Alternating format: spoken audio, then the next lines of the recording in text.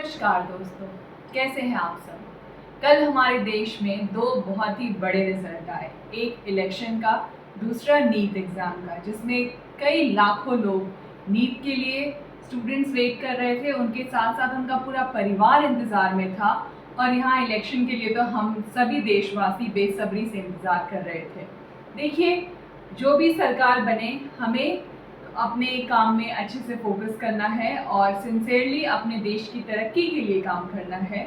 और रहा बात नीट का, नीट एग्ज़ाम के लिए जब एक बच्चा तैयारी करता है ना, तो उसके सामने डॉक्टर के अलावा वो और कुछ भी सोचता नहीं है, MBBS doctor to be very specific. और उसके साथ साथ उसका पूरा परिवार भी लग जाता है। खास करके जब से एज लिमिट हट गया है, तब से लोग बहुत ज़्यादा ड्रॉप भी कर पा रहे हैं। और जिन्होंने अपने लाइफ में पहले कोई दूसरा डिसीजन लेकर कोई और करियर में चले गए थे, बट अब उन्हें ये रियलाइज़ हो रहा है कि एमबीबीएस कर लेना चाहिए था, और उस वक्त नहीं सोच पाए, वो भी अब तैयारी करके क्रैक कर रहे हैं। कई बार क्रैक कर जाते हैं, कई बार नहीं भी क्रैक कर पाते हैं। और कल जैसा एनटीए में स्कैम के बारे में बोला गया, बहुत ज़्यादा अभी एविडेंस का तो कुछ मालूम नहीं, पिटीशन वगैरह फाइल हो रहे हैं सुप्रीम कोर्ट में, देखिए आगे क्या होता है। लेकिन अभी के लिए मैं बस एक ही बात बोलना चाहूँगी, जिस तरीके से कट ऑफ बहुत ज़्यादा हाई गया है और बच्चे बहुत डिप्रेस्ड हैं। हमारे ज़माने में भी जब हम नीट एग्ज़ाम हमने दिया था, तो उस वक्त हमें भी नीट के अलावा और कुछ समझ में नहीं आता था कि भाई एग्ज़ाम क्रैक हुआ तो ठीक है, अदरवाइज़ और कुछ है नहीं। कई बार क्या होता है कि फैमिली में उस लेवल का गाइडेंस नहीं होता है, लोग नहीं होते, तो आपको लगता है बस जब तक आप डॉक्टर नहीं बनेंगे तो आपके जीवन में खुशियाँ नहीं हैं, लेकिन ऐसा नहीं है। आज मेरा ऑलमोस्ट 12 साल बीत चुका है 12th पास किए, और मैं समझ पा रही हूँ कि सिर्फ एमबीबीएस क्रैक करने से ही खुशी नहीं है। मैंने अच्छे अच्छे फैमिलीज़ में देखा है, लोग एमबीबीएस क्या सुपर स्पेशलिस्ट होते हैं, बट फैमिली लाइफ कुछ नहीं है, पर्सनल लाइफ कुछ नहीं है, खुद भी परेशान है, परिवार भी परेशान है, और उनसे पेशेंट्स भी परेशान है। जो इंसान खुद परेशान रहेगा, वो क्या किसी को ट्रीट करेगा। सॉरी। और मैंने ऐसे भी लोगों को देखा है जो सिंपल, उन्होंने अपना 12th पास किया, देन बीएससी किया, देन एमएससी किया या नहीं भी किया, उसके बाद टीचिंग प्रोफेशन में जाके खुश है, और उनकी वजह से उनका पूरा परिवार भी खुश है और फैमिली लाइफ भी एक नंबर चल रहा है। तो डियर स्टूडेंट्स, खास करके कई बार क्या होता है, जब ऐसे रिजल्ट आता है आप बहुत डिप्रेस हो जाते हो, और आपसे ज़्यादा कई बार आपके पेरेंट्स अननोइंगली आपको डिप्रेस कर देते हैं। उनको भी पता नहीं होता, बिकॉज उनको भी लगता है बस ये क्रैक हुआ तो ठीक है, अदरवाइज इसके अलावा तो दुनिया में कुछ है नहीं, जबकि ऐसा होता नहीं है। एक पेरेंट्स जिनका अच्छा वाला एक्सपोजर रहा है और एजुकेटेड हैं काफ़ी ज़्यादा, उनको मालूम होता है कि सिर्फ यही सब कुछ नहीं है, और भी बहुत से स्कोप है मेडिकल फील्ड में जहाँ आप अच्छा अर्न कर सकते हो अलॉन्ग विद आपका पर्सनल सेटिस्फैक्शन के साथ। At the end of the day यही मैटर करता है फ्रेंड्स, और कुछ मैटर नहीं करता है। पैसे चाहिए, बिल्कुल चाहिए, लेकिन ऐसा भी नहीं है कि सिर्फ उस फील्ड में गए तभी मेरा एक लेवल का अर्निंग होगा और बाकी में अर्निंग नहीं है।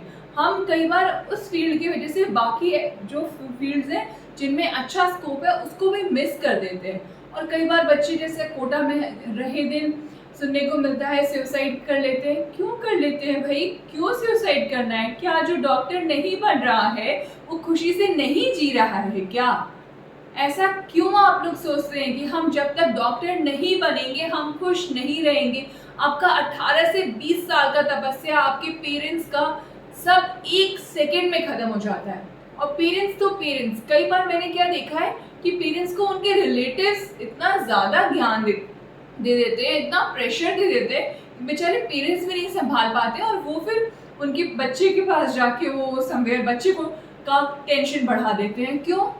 आपको क्या मतलब है? डियर रिश्तेदारों, अगर किसी का बच्चा डॉक्टर नहीं बन रहा है या कुछ अच्छा नहीं कर रहा है, डोंट वरी, आपसे आके वो पैसे नहीं मांगेगा, आपकी प्रॉपर्टी कम नहीं हो जाएगी अगर उसको वो प्राइवेट कॉलेज में भी अगर उसके पढ़ने का नौबत आ गया ना। सिंसियरली फील, स्पेशली गर्ल्स के टर्म्स में, अगर आपके पास है पैसे और आपको दिख रहा है कि बच्ची अच्छा कर सकती है, तो उसकी शादी के लिए पैसे रखने के बजाय उसकी पढ़ाई में लगा दीजिए। शादी में दहेज देना होगा, अच्छा शादी करना होगा, वो आप पे डिपेंड करता है कल के गए आप क्या डिसीजन ले रहे हैं। लेकिन अभी उसका एजुकेशन इंपॉर्टेंट है, उसके एजुकेशन के लिए पैसे आप नहीं लगा के उसको कॉम्प्रोमाइज करा के, अगर वो बच्ची सच में सिंसियर है, 2-4 साल उसने ड्रॉप कर लिया है एंड अब वो उस मूड में है कि अब मुझसे और नहीं हो पाएगा, तो आप प्लीज़ अपने उन पैसों को अपनी बच्ची की पढ़ाई पे लगाइए। हमारे पास बहुत से एग्जाम्पल्स हैं जहाँ पे पेरेंट्स ने पहले बच्चे को समझाया, फिर बच्चे ने अच्छा गवर्नमेंट पीजी क्रैक करके एक से एक बढ़िया सेटअप प्रोवाइड किया है। तो आप लोग जो भी हैं, जो बच्चों का स्ट्रेस बहुत ज़्यादा बढ़ाते हैं, डियर रिलेटिव्स, आपके भी बच्चे होंगे, आपका भी दिन आएगा, तो प्लीज़ ये काम बिल्कुल भी ना करें, ठीक है। और बाकी स्टूडेंट्स को मैंने बोल ही दिया, जिनका क्रैक हो गया है, हार्टिएस्ट कंग्रेचुलेशंस। जिनका थोड़े से के लिए रह गया है and if they are comfortable तो वो ड्रॉप कर सकते हैं, एंड जिनका काफ़ी ड्रॉप्स हो गया and they are not comfortable in taking one more drop, आप बाकी कोर्स के बारे में भी सोच सकते हो। ऐसा नहीं कि सिर्फ MBBS ही करना है। एंड यही सारी बातें हैं, बाकी बस अपना ख्याल रखिए और इस बात को एक्सेप्ट कर लीजिए कि आपने अपना 100% दिया, और डेस्टिनी कई बार हमें, we have our own plans but God has better plans for us. बस, थैंक यू।